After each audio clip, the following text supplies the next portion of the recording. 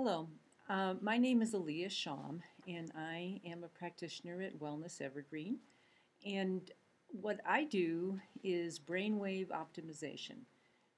Brainwave optimization is a specialized approach where we do real time balancing in an effective, holistic, non invasive process that guides the brain back to its natural balanced state.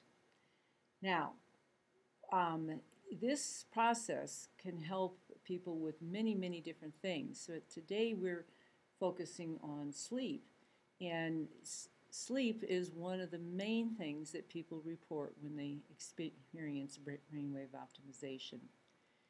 The the one A balanced brain is either left to right, back to front, brain delta waves to gamma waves, all of that kind of balancing just creates a less stressful feeling throughout the whole body and affects many things.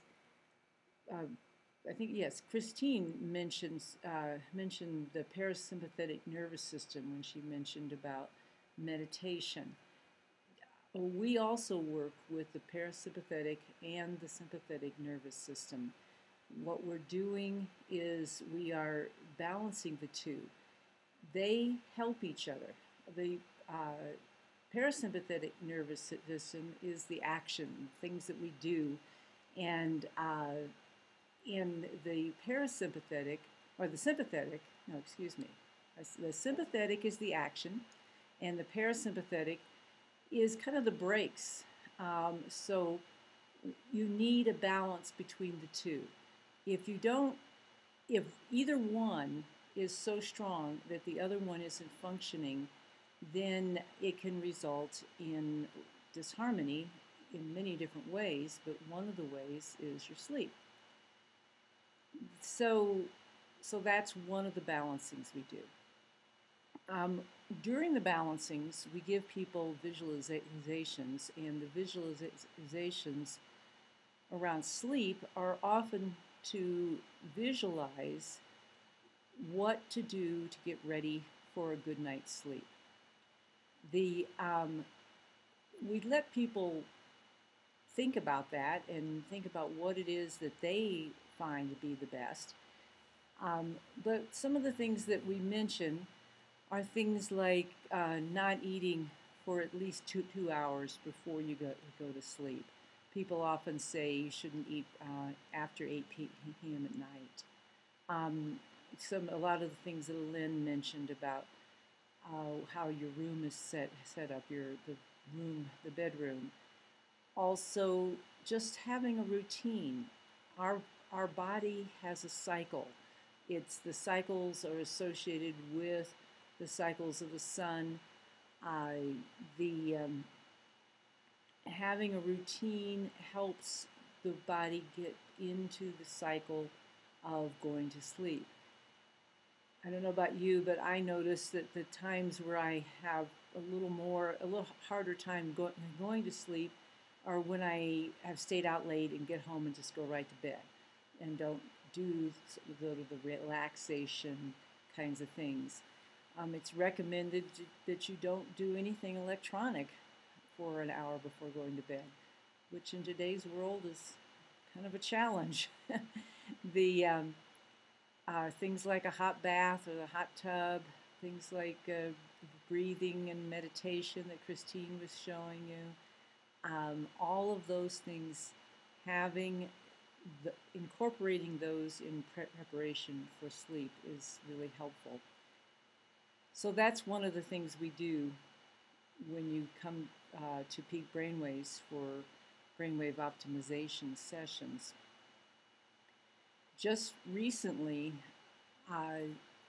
the technology that we use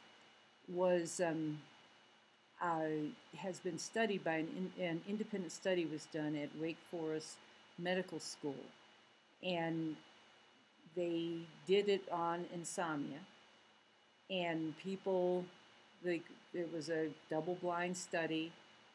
The people that received brainwave optimization had 100% of them had improved sleep. This is the first actual independent study being done on this process, and it's being presented at an international sleep conference in Boston this June.